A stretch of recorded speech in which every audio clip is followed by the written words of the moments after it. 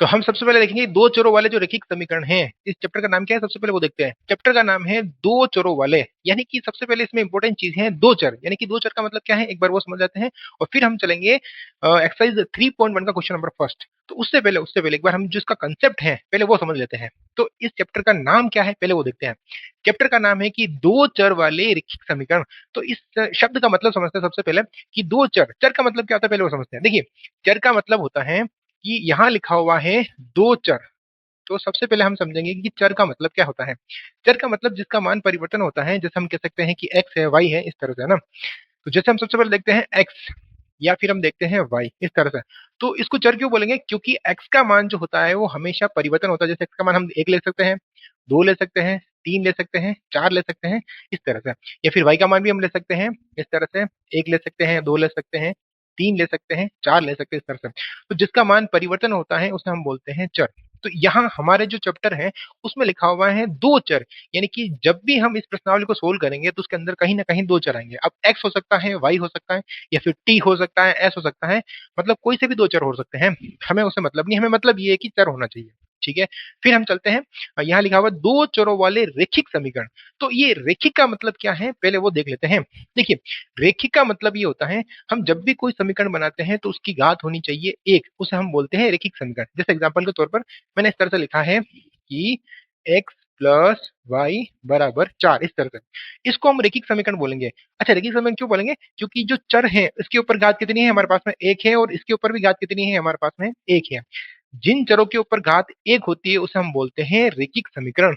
जैसे एग्जांपल के तौर पर और देखें, जैसे मैंने यहाँ पे लिखा है 2x plus Y is equal to 4। एक एग्जांपल और देखते हैं, जैसे मैंने लिखा है x बराबर चार, या फिर लिखते हैं x प्लस वन बराबर चार, इस तरह से। अब ये समीकरण भी रैखिक है, ये भी रैखिक है, और ये भी रैखिक है, और ये भी रैखिक है। तो फिर इनमें डिफरेंट डिफरेंट क्या है, ये दो चर में है, ये दो चर में है, ये एक चर में रैखिक समीकरण है, ये भी एक चर में है। लेकिन हमारे पास में जो चैप्टर है उसके अंदर ये है कि चर होने चाहिए दो, यानी कि दो चरों वाले रैखिक समीकरण पढ़ेंगे हम।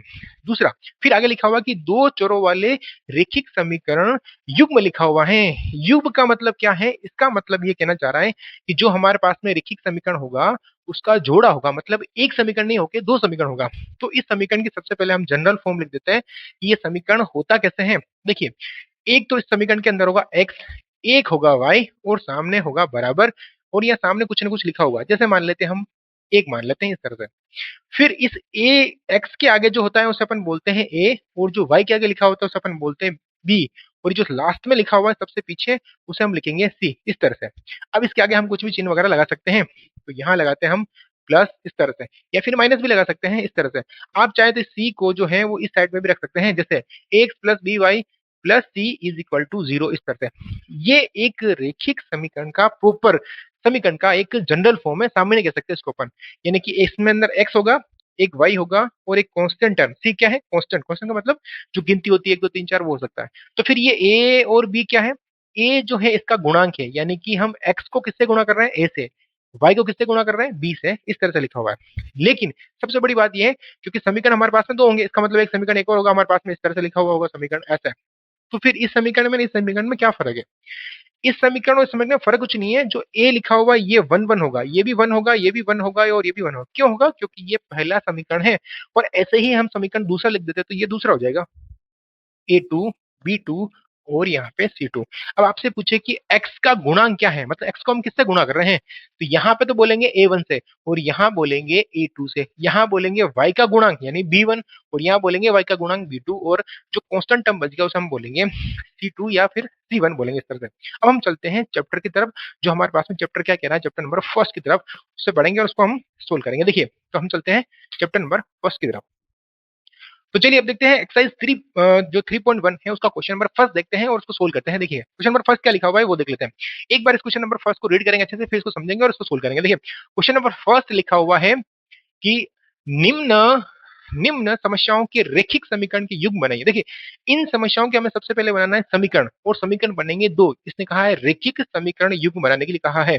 फिर हमसे कह रहे हैं उनके ग्राफीय विधि से ज्ञात कीजिए। उनके जो हल है वो हमें कौन सी विधि से ज्ञात करना है? ग्राफीय विधि से ज्ञात करना है, मतलब हमें इनका ग्राफ बनाना है। तो सबसे पहले हम बनाएंगे इसका समीकरण और फिर इसको हम सोल्व करेंगे। देखिए, जो पहला क्वेश्चन है क्या लिखा हुआ है एक बार को समझ लेते हैं। तो पहला क्वेश्चन लिखा हुआ है कि कक्षा 10 के 10 विद्यार्थी ने एक गणित की पहली प्रतियोगिता में भाग लिया। यानी कि जो कक्षा 10 है उसके अंदर कितने विद्यार्थी हैं? 10 विद्यार्थी हैं। तो एक चीज देखो यहाँ पे लिखा हुआ है कि कक्षा के अंदर 10 विद्यार्थी हैं। तो 10 विद्यार्थी का मतलब क्या है? कुछ लड़कियां होंगी और कुछ लड़के होंगे। इसका मतलब सबसे पहले हम मान लेते हैं यहाँ पे, माना कि सबसे पहले यहीं से शुरू करते हैं कि माना कि क्या लिखेंगे? माना कि लड़कियों की संख्या, लड़कियों की जो संख्या है उसको हम मान लेते हैं x। तो लड़कों की संख्या कितनी हो जाएगी बताओ? लड़कों की संख्या, लड़कों की जो संख्या है उसको हम मान लेते हैं y इस तरह से। ठीक है, मतलब मैंने मान लिया कि लड़कियों की संख्या वो तो हो जाएगी x एंड लड़कों की संख्या हो जाएगी हमारे पास में y। अब इसको सोल्व करना है। यानी कि मुझे एक चीज बताओ, जो हम लिखते हैं प्रश्न के अनुसार, प्रश्नानुसार कैसे लिखेंगे? प्रश्नानुसार। प्रश्न हमसे कह रहा है कि एक 10वीं क्लास है, 10वीं क्लास के अंदर 10 विद्यार्थी हैं। तो 10 विद्यार्थी इसका मतलब क्या हुआ? मैं लड़कियों की संख्या को और लड़कों की संख्या को जोड़ूंगा तो हमारे पास में आंसर आएगा 10। इसका मतलब यहाँ पे जो लिखा हुआ है अगर मैं x प्लस वाई करूं तो मेरे पास में आंसर आता है 10 इस तरह से। ठीक है, कैसा है 10? ये 10 कैसा है? फिर लड़की की संख्या और लड़कियों की संख्या को अगर हम जोड़ते हैं तो हमारे पास में आंसर आता है 10। ये समीकरण बन गया पहला। ये हमारे पास में क्वेश्चन कह रहा था। फिर थोड़ा सा अगर आगे पढ़े तो क्या लिखा हुआ देखते हैं। क्वेश्चन कह रहा है कि कक्षा 10 के अंदर 10 विद्यार्थियों ने गणित की पहली प्रतियोगिता में भाग लिया। यदि लड़कियों की संख्या लड़कों की संख्या से 4 अधिक है, यहां लिखते हैं द्वितीय शर्तानुसार। क्या लिखेंगे? द्वितीय शर्तानुसार, शर्तानुसार। दूसरी शर्त हमसे कह रही है कि जो लड़कियों की संख्या है, एक बार दोबारा से देख लेते हैं कि लड़कियों की जो संख्या है वो लड़कों की संख्या से 4 ज्यादा है। मतलब ज्यादा कौन है? ज्यादा है लड़कियां। तो इसको अपन लिखेंगे कैसे? एक एग्जांपल समझते हैं और फिर इसको लिखेंगे आराम से। देखिए, जैसे मान लेते हैं कोई मेरा फ्रेंड है और मेरा जो वजन है, मान लेते हैं मेरा जो वजन है वो मान लेते हैं 80 kg है। ठीक है, इस तरह से। और कोई मेरा फ्रेंड है उसका वजन मान लेते हैं 100 kg है, उसका वजन मान लेते हैं 100 kg इस तरह से। अब मेरे से वो कह रहा है कि मेरा जो वजन है, या फिर मेरा दोस्त कह रहा है कि इसका जो वजन है वो मेरे से 20 ज्यादा है। इसका मतलब क्या हो गया? अगर हम इन दोनों को बराबर करेंगे तो मैं क्या लिखूंगा? 100 बराबर 80। क्या ये दोनों बराबर है? नहीं है। इसका मतलब इसको बराबर करने के लिए जो कम होता है हम उसके अंदर ऐड करते हैं, जोड़ते हैं, तो ये दोनों बराबर हो जाएगा। आप ऐसा भी कर सकते हो कि जो ज्यादा है उसमें से घटा सकते हो, पर घटाने से ज्यादा अच्छा है कि हम जोड़ दें, तो ये थोड़ा सा सिंपल रहता है। क्वेश्चन वाला भी ये कह रहा है कि संख्या ज्यादा है तो हम जोड़ेंगे। इसका मतलब जोड़ेंगे किसमें? जो कम है उसमें जोड़ेंगे। इसका मतलब ये कि जो लड़कियों की संख्या है वो लड़कों की संख्या से 4 ज्यादा है। तो कम कौन है? कम लड़के हैं। तो ये तो है लड़कियों की संख्या, ये है लड़कों की संख्या। अब कम कौन है? कम है इसके अंदर वाई, यानी कि लड़के कम है। तो लड़कों के हम जैसे ही 4 जोड़ेंगे तो ये दोनों आपस में क्या हो जाएंगे? बराबर हो जाएंगे। इसका मतलब जो लड़कियां हैं वो लड़कों से 4 ज्यादा है। तो अब इन दोनों को बराबर करने के लिए हम कम वाले के अंदर 4 जोड़ेंगे तो दोनों आपस में क्या हो जाएगा? बराबर हो जाएगा। अब इसे हम बनाते हैं समीकरण। तो इसको हम इधर लेके आ जाएंगे तो ये हो जाएगा x माइनस वाई बराबर 4। ये है हमारे पास में समीकरण 1 और ये है हमारे पास में समीकरण नंबर 2। अब हम इनको सोल्व करते हैं। देखिए सोल्व कैसे करेंगे। तो अब हम इनको सोल्व करते हैं ग्राफिक विधि से। देखिए ग्राफिक विधि से कैसे सोल्व करते हैं, एक बार इस समीकरण को सोल्व करते हैं और एक बार इस समीकरण को सोल्व करते हैं और एक बनाएंगे हम बॉक्स उसके अंदर। तो हम x के और y के मान अलग अलग तरह से निकालेंगे। देखिए कैसे निकालेंगे वो हम समझते हैं। तो सबसे पहले हम बात करते हैं समीकरण एक की। तो यहाँ लिखे समीकरण एक से सबसे पहले हम बात करते हैं समीकरण जो हमारे पास में लिखा हुआ एक इस तरह से। तो एक समीकरण क्या लिखा हुआ है हमारे पास में? x प्लस वाई बराबर लिखा हुआ है हमारे पास में 10। और इसको हम सोल्व करेंगे ग्राफी विधि से। तो कैसे करेंगे? या तो आप इस x को उधर भेज दो या फिर y को उधर भेज दो। आपको जो अच्छा लगता है वो भेज सकते हैं। जैसे मेरे को यूं लग रहा है कि मैं y को उधर रखूं और x को उधर भेजूं, आप चाहो तो y को भेज सकते हैं। तो जैसे यहाँ पे अगर मैं लिखूं y बराबर 10 माइनस एक्स इस तरह से। अब हमें एक बॉक्स बनाना है इस तरह से। एक बार इसको वापस समझेंगे मैंने कैसे किया है। ये जो समीकरण लिखा हुआ है इस समीकरण के अंदर हम क्या करेंगे, या तो हम x के मान को उधर रखेंगे या फिर y के मान को उधर रखेंगे। तो मुझे यूं लग रहा है कि नहीं मैं y को उधर रखूं और x को उधर भेजो, थोड़ा सही रहेगा। तो मैंने क्या किया, इस x को उधर भेज दिया। अब बारी बारी से x की जगह अपनी मर्जी से मान रखना है और y का मान निकालना है। तो कैसे सोल्व करेंगे देखिए, ये हम बना देंगे इसका ग्राफ और यहाँ बनाएंगे x और यहाँ बनाएंगे हम y इस तरह से। ठीक है, हमें वैसे तो 2 मान में इसका आंसर आ जाएंगे पर हम इसके 3 मान निकालेंगे। यहाँ पे हमें वैसे तो 2 ही मान निकालने पड़ते हैं, पर हम इसमें 3 मान निकालेंगे। 3 मान निकालने से जब रेखाएं कभी-कभी हमसे सोल्व करते हैं और आंसर जो होते हैं वो आगे पीछे हो जाते हैं, तो लाइन गलत बनने के चांस रहते हैं, इसीलिए हम इसमें 3 मान निकालते हैं। तो देखिए कैसे सोल्व करेंगे वो देखते हैं। सबसे पहले ये लिखा हुआ है y बराबर 10 माइनस एक्स, तो यहाँ पे इस समीकरण के अंदर यहाँ रखेंगे x बराबर, देखिए x की जगह मैं 1 रख सकता हूँ, 2 रख सकता हूँ, 3 रख सकता हूँ, 4 रख सकता हूँ, कुछ भी रख सकता हूँ, लेकिन मान ऐसा रखे कि दोनों आसपास में है। जैसे x का मान आप 1 रखोगे तो y का मान आएगा 9, तो 1 का तो 1 आ रहा है, 1 का 9 आ रहा है, तो इतना लंबा गैप ज्यादा हो रहा है, तो हम क्या करेंगे, थोड़ा सा मान ऐसे रखेंगे, कैसे कि x बराबर हम रखेंगे 4 रखने पर, क्या रखेंगे, 4 रखने पर। अगर x की जगह मैं यहाँ पे 4 रखूंगा तो y का मान कितना आएगा हमारे पास में, 10 माइनस 4 बराबर आ जाएगा 6, इस तरह से। यानी कि x का मान तो मैंने रखा 4 और y का मान मेरे पास में आया 6, इस तरह से। अब दोबारा से फिर हम देखेंगे, ये तो ये, अब हम लिखेंगे x बराबर 5 रखने पर। अगर x की जगह पे मैं 5 रखूं, यहाँ रखना है, इस जगह रखना है, x की जगह मैं 5 रखूं तो 5, 10 में से 5 जाएगा तो कितना बचेगा, 5। तो कैसे लिखूंगा मैं यहाँ पे, y बराबर 10 माइनस 5 बराबर 5। हमने x का मान तो रखा 5 और y का मान हमारे पास में आया इस तरह से 5। ठीक है, अब हम चलते हैं, एक मान और रखना है। वैसे तो इससे सवाल सोल्व हो जाएगा, इससे आपके रेखा बन जाएगी, पर फिर भी हमें 3 मान रखने हैं, ताकि क्या होता है एग्जाम में हमारे क्वेश्चन कोई गलत नहीं होता है। कभी कभी क्या होता है कि ये पॉइंट ऊपर नीचे ले लेते हैं, लिखने में हमसे गलती हो जाती है, तो जब ग्राफ बनेगा सही से नहीं बनेगा, तो आपको पता चल जाएगा कि हमने गलती करी है। तो एक मान और रख देते हैं, यानी कि x बराबर हम रख देते हैं 4 रख दिया, 5 रख दिया, अब हम रखते हैं 6 रखने पर। तो जैसे ही 6 रखेंगे तो y का मान कितना आएगा, y बराबर हमारे पास में आ जाएगा 10 माइनस 6 एंड बराबर लिखेंगे हम 4, इस तरह से। तो हमने मान कितना रखा, 10, सॉरी 6 रखा और आया कितना हमारे पास में, 4 आ गया। तो मान तो हमने रखा था 6 और आया हमारे पास में कितना आ गया, 4। तो ये जो वाली टेबल है ये मैं थोड़ी सी क्या है साइड में बना देता हूँ, ताकि हमें दूसरा ग्राफ भी सोल्व करना है। मैं यहाँ बना देता हूँ, एक टेबल तो हमारे पास में बन गई ये वाली, यानी कि हमने क्या रखा था, ये x है, ये y है, हमने इनके मान रखे थे, ये आ गया 4, 5 और 6 हमने रखे थे मान, 6, 5 और 4, इस तरह से एक टेबल दी आगे। अब हम करते हैं इस वाले समीकरण को सोल्व। तो एक बार मैं इसको क्या करता हूँ, थोड़ा सा रफ कर देता हूँ, या फिर यही बना देते हैं, चलो कोई बात नहीं, यही बना देते हैं इस जगह पे। ठीक है, अब हम लेते हैं समीकरण नंबर जो हमारे पास में है दूसरा, इसको हम सोल्व कर लेते हैं। तो कैसे करेंगे, देखिए यहाँ हमारे पास में लिखा हुआ है एक्स माइनस वाई बराबर लिखा हुआ है 4, इस तरह से। अब देखिए इस केस के अंदर अगर मैं एक्स को उधर भेजूं तो ये वाई वाला क्या रहेगा, माइनस करेगा। तो आप चाहें तो वाई वाले को भी भेज सकते हैं या फिर एक्स वाले को भेज सकते हैं। यहाँ पे अगर हम वाई वाले को भेजेंगे थोड़ा सही रहेगा, क्योंकि आपको माइनस प्लस की गड़बड़ी नहीं होगी। तो मैं क्या करूंगा, इस वाले समीकरण को भेजूंगा, सॉरी इस वाले वाई को भेजूंगा उस साइड में, तो यहाँ हमारे पास में आ जाएगा एक्स बराबर 4 और ये वाई इधर आएगा तो ये प्लस का वाई हो जाएगा इस तरह से। ठीक है, अब हमें बनानी है टेबल, इसके नीचे इस तरह से एक टेबल बनाएंगे इस तरह से, और हमें बारी बारी से एक्स का मान भी रखना है और वाई का मान भी रखना है इस तरह से, ऐसे। तो ये तो हो जाएगा एक्स और ये हो जाएगा वाई। अब यहाँ पे y की जगह हमें, पहले हमने यहाँ पे सामने x था इसीलिए हमने x का मान रखा, अब यहाँ सामने क्या है, y है, तो y की जगह पे अपनी मर्जी से कुछ मान रखेंगे। मान ऐसा रखना है कि ताकि हमें थोड़े आसपास में आ जाए, जैसे कि x का मान ऐसा रख रहे हैं, सॉरी y का मान ऐसा रख रहे हैं ताकि थोड़ा x का मान में थोड़ा तालमेल बैठे इस तरह से। ऐसा नहीं कि जैसे ये तो चल रहा है हमारे पास में 4 और हम यहाँ 100 रख रहे हैं तो आंसर आ जाएगा 104, तो ग्राफ ऊपर नीचे हो जाएगा। तो अब क्या करेंगे, देखो यहाँ पे तो हम y बराबर रखते हैं, सबसे पहले y बराबर 1 रखने पर, अगर मैं y का मान 1 रखूं तो ये 5 हो जाएगा। तो y का मान तो मैंने रखा 1, कहाँ रखेंगे, इस वाले समीकरण के अंदर। तो x बराबर लिखेंगे 4 प्लस 1, आंसर कितना आएगा हमारे पास में, 5 आंसर आ जाएगा, यानी कि यहाँ आ जाएगा हमारे पास में 5, इस तरह से। अब लिखेंगे y बराबर 2 रखने पर, 2 रखने पर, तो x का मान कितना आएगा हमारे पास में, इस y की जगह मान रखते हैं 2, तो कितना आंसर आएगा, 4 प्लस 2, इस तरह से। तो x का मान हमारे पास में आ जाएगा 6, यानी कि हमने y का मान तो रखा 2 और यहाँ हमारे पास में आया 6। ये ध्यान रखना है, यूं नहीं कि आप ऊपर वाला नीचे लिख दो, नीचे वाला ऊपर रख दो, यहाँ थोड़ा सा हमें ध्यान रखना है इस तरह से।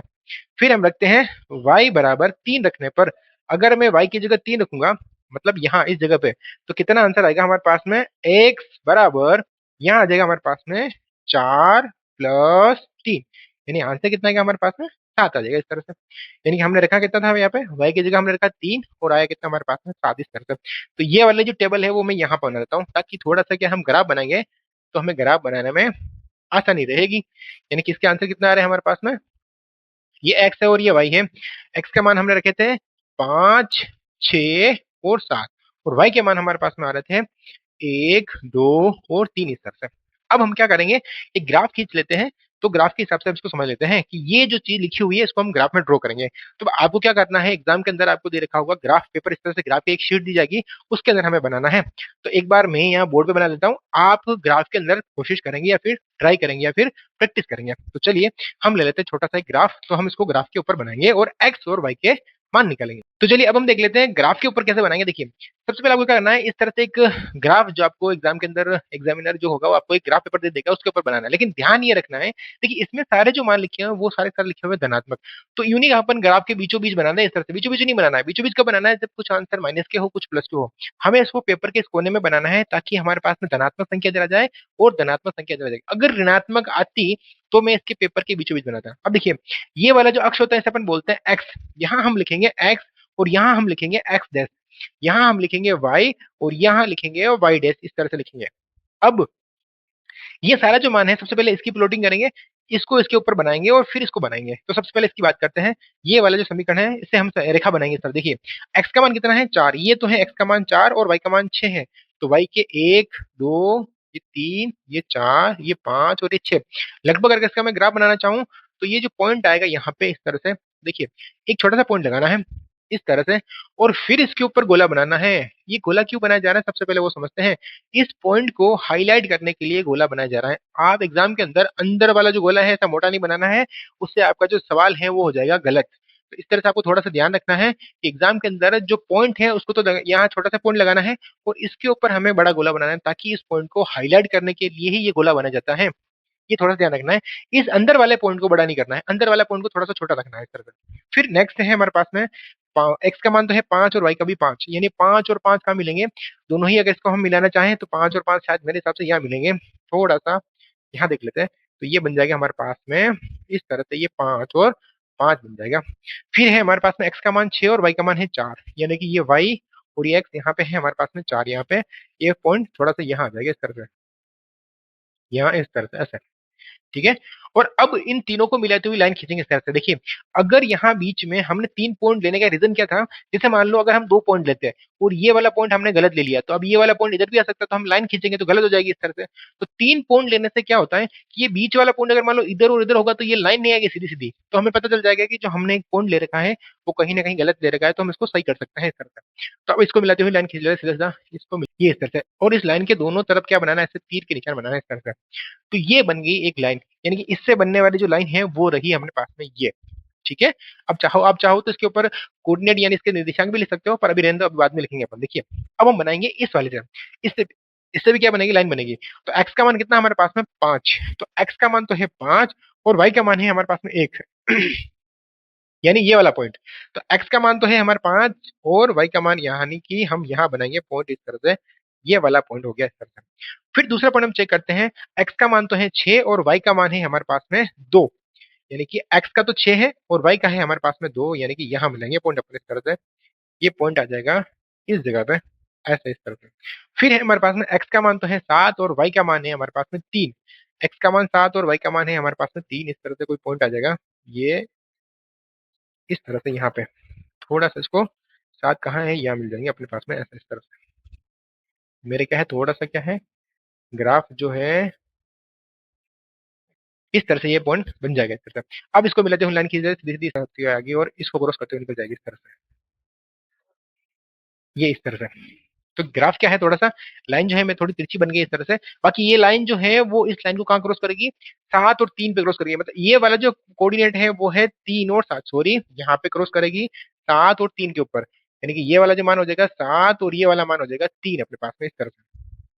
एक्स का मान तो हमारे पास में आ रहा है 7 और वाई का मान हमारे पास में आ रहा है 3, यानी कि यहाँ पे एक्स की जो वैल्यू आ रही है वो 7 आ रही है और वाई की वैल्यू कितनी आ रही है हमारे पास में 3 आ रही है इस तरह से। अब यहाँ पे आपको एग्जाम के अंदर इतना ही नहीं करना है, थोड़ा सा आगे लिख के आना है कि जो एक्स का मान है वो कितना है 7 और वाई का मान है वो कितना है हमारे पास में 3 है, यानी कि यहाँ आंसर लिखने ऊपर की तरफ, यहाँ यहाँ भी लिख सकते हैं हम आराम से कि जो एक्स का जो मान है, एक्स का मतलब क्या है लड़कियां, जो लड़कियों की संख्या है, एक्स क्या है लड़कियां है, मैं यहाँ लिख लेता हूँ थोड़ा सा, लड़कियों की जो संख्या है हमारे पास में, लड़कियों की संख्या है वो कितनी है हमारे पास में आ रही है 7, और लड़कों की जो संख्या आ रही है वो कितनी आ रही है हमारे पास में 3 आ रही है इस तरह से, और इन दोनों को हम जोड़ेंगे तो आंसर हमारे पास में आ जाएगा 10।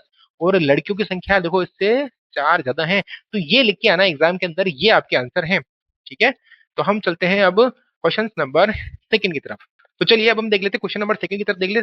सेकंड क्वेश्चन के सबसे पहले हम बनाएंगे समीकरण और फिर हम इसको सोल्व करेंगे ग्राफी विधि से। तो चलिए क्वेश्चन नंबर सेकंड की तरफ चलते हैं और इसका हम सबसे पहले बनाएंगे समीकरण। इसको एक बार रीड कर लेते हैं फिर समझेंगे इसको। देखिए क्वेश्चन हमारे पास में लिखा हुआ है कि 5 पेंसिल और 7 कलमों का जो मूल्य है वो दे रखा है 50 रुपए। देखिए इस क्वेश्चन को लिखने से पहले मुझे एक चीज बताइए, आप मार्केट में गए और आप जो शॉपकीपर होता है, दुकानदार होता है, उससे सबसे पहले क्या पूछते हैं? जैसे मान लो आप पेंसिल ले रहे हैं, पेन ले रहे हैं या कोई भी चीज ले रहे हैं, खरीद रहे हैं, तो सबसे पहले क्या पूछते हैं उससे? मान लो पेंसिल लेने जा रहे हैं तो हम क्या पूछते हैं? भैया जी एक पेंसिल का कॉस्ट कितनी है या फिर एक पेन का मूल्य कितना है, हम ऐसे ही तो पूछते हैं।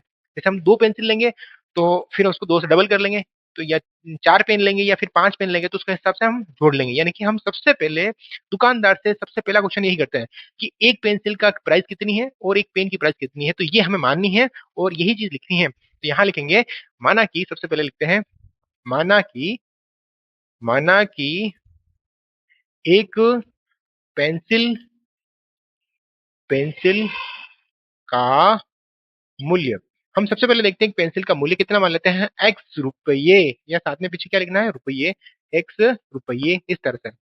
और यही अगर हमसे पेन का पूछे, पेन का जो कॉस्ट हो जाएगी वो हमारे पास में हो जाएगी वाई रुपये इस तरह से। ये एक पेन की और एक पेंसिल का है इस तरह से। अब हम लिखते हैं प्रश्नानुसार। प्रश्न कह रहा है, एक सेकेंड, प्रश्नानुसार,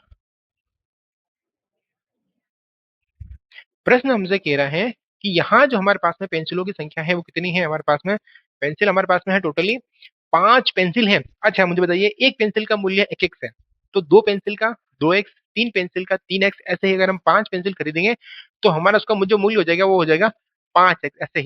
ऐसे ही एक पेन का मूल्य 1y है, तो 2 का 2y, 3 का 3y। हमारे पास में जो दे रखा है वो दे रखा है हमारे पास में 7 कलम दे रखी है, यानी 7 पेन दे रखी है, तो 7 पेन का हो जाएगा 7y।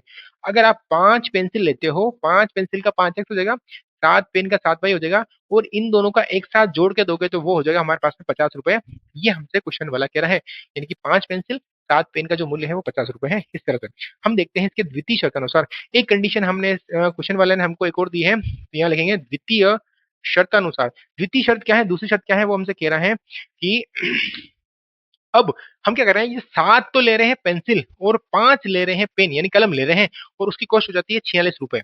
मतलब पहले तो ले रहे थे हम 5 पेंसिल और 7 पेन, अब ये कह रहा है कि पेंसिल को ले लो 7 और कलम को ले लो 5। हाँ तो कोई दिक्कत वाली बात नहीं ना भाई सर, हमारे पास में जो पेंसिल है वो एक पेंसिल का एक एक्स है, तो 7 पेंसिल का 7x हो जाएगा। ऐसे ही एक पेन का एक वाई है, तो 5 पेन का 5y हो जाएगा। और इन दोनों को हम टोटली कंबाइंड जोड़ के देखते हैं तो वो हमारे पास में आंसर आता है 46, यानी कि इसका जो आंसर आ रहा है वो आ रहा है 46। Equation number first in equation number second, बस वही, ये तो दो हमारे पास में समीकरण बन गए हैं, और इससे हम क्या बनाएंगे, फिर वो टेबल बनाएंगे इस तरह से, और फिर हम उससे बनाएंगे ग्राफ। तो चलिए सबसे पहले हम करते हैं इस वाले समीकरण का, जो समीकरण फर्स्ट है इसका हम बनाएंगे टेबल। तो टेबल बनाने के लिए हमें क्या करना है, एक को इधर रखना है और दूसरे को उधर भेजना है। तो चलिए हम देख लेते हैं, सबसे पहले वाला समीकरण देख लेते हैं, इसको सोल्व करते हैं। तो समीकरण पहला लिखा हुआ है हमारे पास में 5x प्लस लिखा हुआ है 7y बराबर लिखा हुआ है हमारे पास में 50 इस तरह से। अब हम क्या करेंगे, या तो इस x वाले को उधर भेजो या फिर 7 वाले को उधर भेजो और एक को इधर रखना है। हम क्या करते हैं, y वाले को उधर भेज देते हैं। तो क्या करेंगे यहाँ पे, यहाँ लिखेंगे 5x बराबर 50 माइनस 7y। यहाँ 5x लिखा हुआ है, हमें सिर्फ x की वैल्यू निकालनी है, तो ये 5 जो दिख रहा है वो चला जाएगा बटाव में, यानी इसको एक स्टेप थोड़ी सी आगे करके लिखो, x बराबर लिखेंगे 50 माइनस 7 इस तरह से, और इसके बटाव में ये जो इंटू में आ रही है वो चली जाएगी इसके बटावा के अंदर इस तरह से। अब हमें बनानी है टेबल, और ऐसे ही आप चाहें तो सिर्फ 2 मान ही निकाल सकते हैं, लेकिन एग्जाम के अंदर हमें 3 मान निकालना है। हम यहाँ अब क्या निकालेंगे, 2 ही मान निकालेंगे इस तरह से। ठीक है, आप चाहें तो 3 मान भी निकाल सकते हैं, लेकिन एग्जाम के अंदर आपको 3 मान निकालने हैं, ताकि उससे क्या हो जाएगा, आपके ग्राफ जो है वो गलत होने के चांस कम हो जाएंगे। लेकिन हम यहाँ 2 मान निकालेंगे। देखिए अब यहाँ पे इसका मान ऐसा रखना है, ताकि इस y का मान ऐसा रखना है कि मैं उसको 7 से इंटू करूं और 50 में से घटाऊं और फिर उसमें 5 का भाग चला जाए। अब देखो सबसे पहले हम शुरू करते हैं 1 से, अगर 1 रखूंगा तो यहाँ 7 हो जाएगा, और यहाँ घटाने के बाद में बचेंगे हमारे पास में 43, तो भाग नहीं जाएगा। 2 रखेंगे तब भी नहीं जाएगा, 3 रखेंगे तब भी नहीं जाएगा, 4 रखेंगे तब भी नहीं जाएगा, और जैसे हम 5 रखेंगे तो ये 35 हो जाएगा, और 50 में से 35 जाते ही कितना बचेगा हमारे पास में 15 और भाग चला जाएगा। यानी कि हमें यहाँ पे मान थोड़ा सोच समझ के रखना है कि इस नीचे वाली संख्या का भाग चला जाए। यानी कि मैं y बराबर कितना रखूंगा, y बराबर 5 रखने पर अगर मैं y की जगह 5 रखूंगा तो क्या आएगा x का मान, x बराबर यहाँ लिखा हुआ है 50 माइनस 7 इंटू 5 और बटा हुआ में पहले से लिखा हुआ है हमारे पास में 5। तो देखो यहाँ हो जाएगा 35, 7 पंजे 35 और ये 50 लिखा हुआ है। यानी कि अगर 50 में से 35 माइनस करेंगे, बटा में लिखा हुआ है हमारे पास में 5, तो 50 में से 35 माइनस करेंगे यहाँ बचेगा 15, बटा हुआ करेंगे 5, इसको काटेंगे यहाँ से कितना आएगा हमारे पास में 3 आ जाएगा। यानी कि हमने y की जगह तो रखा 5, तो x की जगह हमारे पास में आया टोटल ही 3, इस तरह से। अब ऐसा ही एक मान और रखना है तो सबसे बढ़िया है कि यहाँ जीरो रख दो आप। अगर मैं इस y की जगह जीरो रखूंगा तो ये पूरा हो जाएगा जीरो, तो 50 में से जीरो जाएगा 50 बच जाएगा और 5 का भाग इसमें देंगे तो 10 बार चला जाएगा।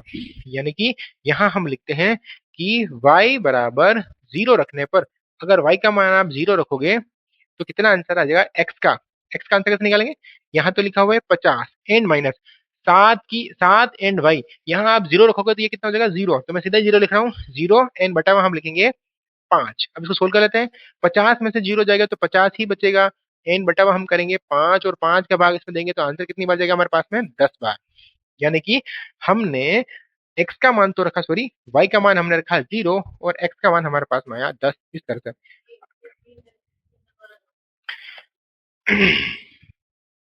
3 तक भी कर सकते हैं, कोई दिक्कत वाली बात नहीं है, आप 3 मान भी निकाल सकते हैं। पर 3 मान जब आपके पास में समय बच जाए तब आप निकालो, बाकी हम 2 मान से भी ग्राफ सही बना सकते हैं। अगर आपकी प्रैक्टिस अच्छी है तब आप 2 मान से भी इसका जो आंसर है निकाल सकते हैं आराम से, कोई दिक्कत वाली बात नहीं। लेकिन वो इसलिए क्योंकि एग्जाम के अंदर क्या हम हड़बड़ाहट में करते हैं तो थोड़ा सा क्या होता है कि सवाल गलत होने के चांस रहते हैं। तो अब देखिए यहाँ 2 मान से भी ग्राफ बन जाएगा आराम से, कोई दिक्कत नहीं। आप पहले वाले क्वेश्चन के अंदर 2 मान निकल के सोल्व कर सकते हैं, बट मैंने इसलिए बताया था ताकि आप एग्जाम के अंदर जब भी ग्राफ बनाए तो थोड़ा सा आपके लिए सही रहे। ठीक है, तो 2 मान से भी ग्राफ बन जाएगा, कोई दिक्कत वाली बात नहीं है। ठीक है, अब हम चलते हैं आगे की तरफ। और अगर आप तीसरा मान भी निकालना चाहें तो यहाँ पे जो ये लिखा हुआ है 7, इसकी जगह आप एक काम करो, माइनस के 5 रख दो। तो माइनस के 5 रखेंगे तो ये माइनस के प्लस के 35 हो जाएंगे और 35 और ये 50 जोड़ेंगे तो आंसर लगभग 85 आ जाएगा और 85 के अंदर हम 5 से डिवाइड करेंगे तो लगभग 17 के आसपास आंसर आ जाएगा आपके इस तरह से। ठीक है, तो ये थोड़ा सा आपको सोल्व करने में आसानी रहेगी। और बाकी अगर आप चाहें तो यहाँ पे 10 भी रख सकते हैं, y की जगह 10 रखोगे तो ये 70 हो जाएगा और फिर 70 में से 50 घटाओगे तो माइनस का 20 आ जाएगा। तीसरा मान भी हम आराम से निकाल सकते हैं, ऐसी कोई बात नहीं, पर 2 मान से हमारा काम चल जाएगा। अब देखते हैं सेकंड नंबर जो इक्वेशन लिखी हुई है, क्या लिखी हुई है, 7x प्लस 5y बराबर लिखा हुआ है 46, इस तरह से।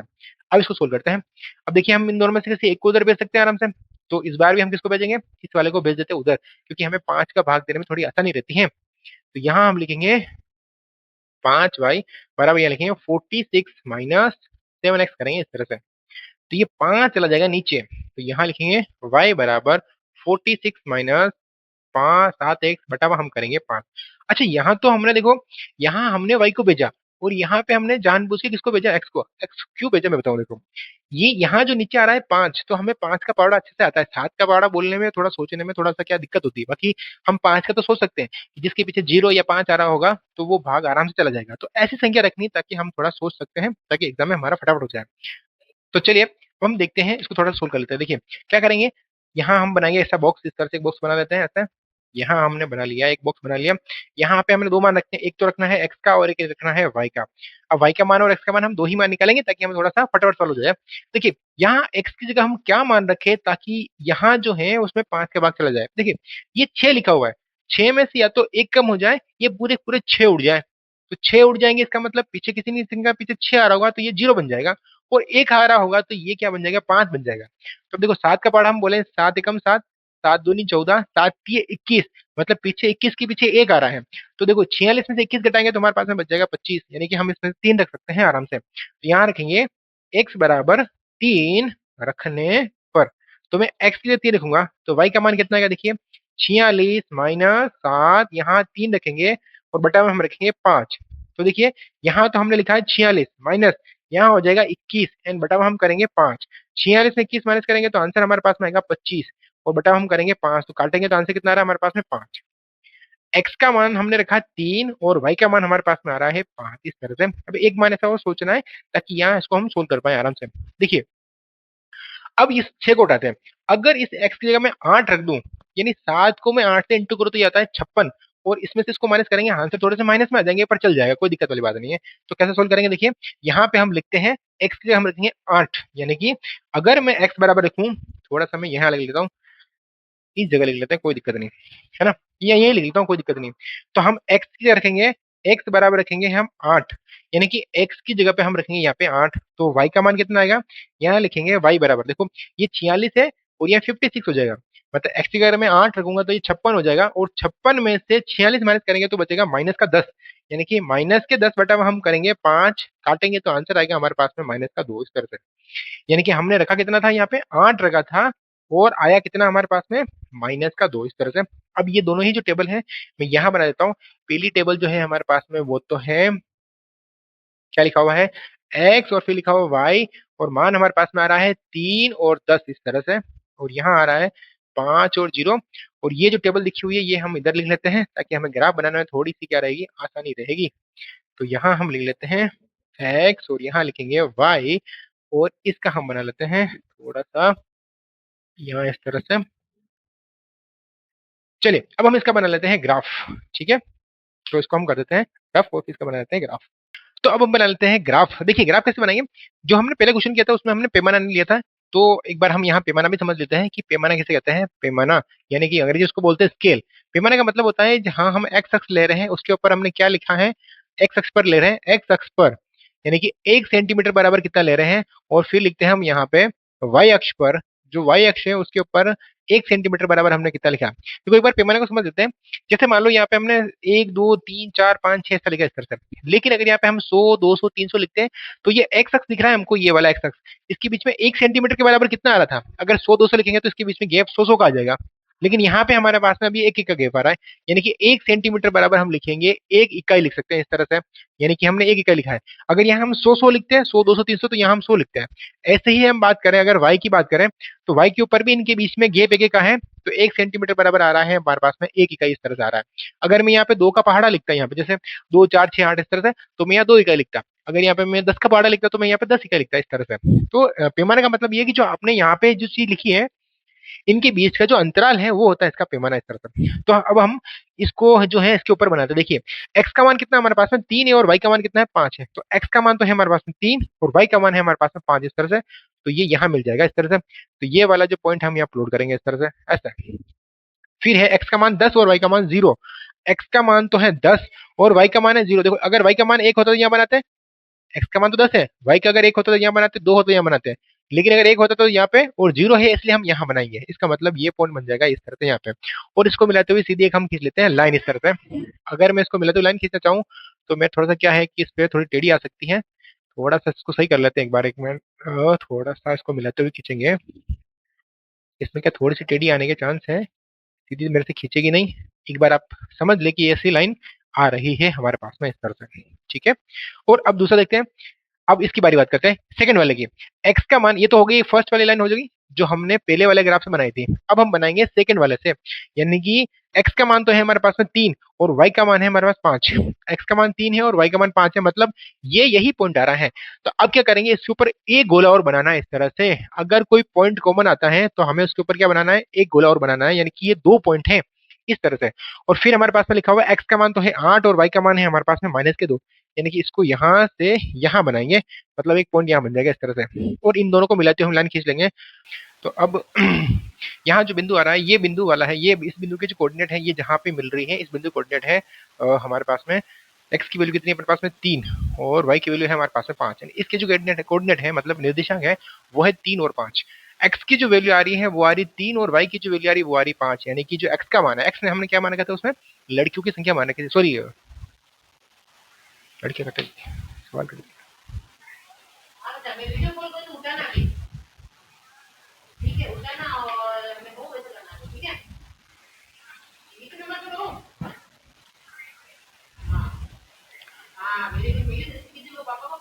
तो इसके जो कोऑर्डिनेट हो जाएंगे, तो इसका कोऑर्डिनेट हो जाएंगे अपने पास में 3 और 5 हो जाएंगे, तो यहाँ x और ये हो जाएगी y इस तरह से ना।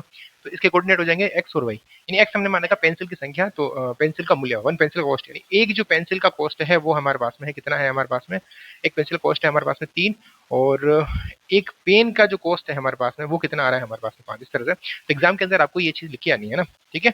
अब हम चलते हैं इसके क्वेश्चन नंबर जो सेकंड है उसके ऊपर फोकस करते हुए समझते हैं। चलिए क्वेश्चन नंबर सेकंड के ऊपर तरफ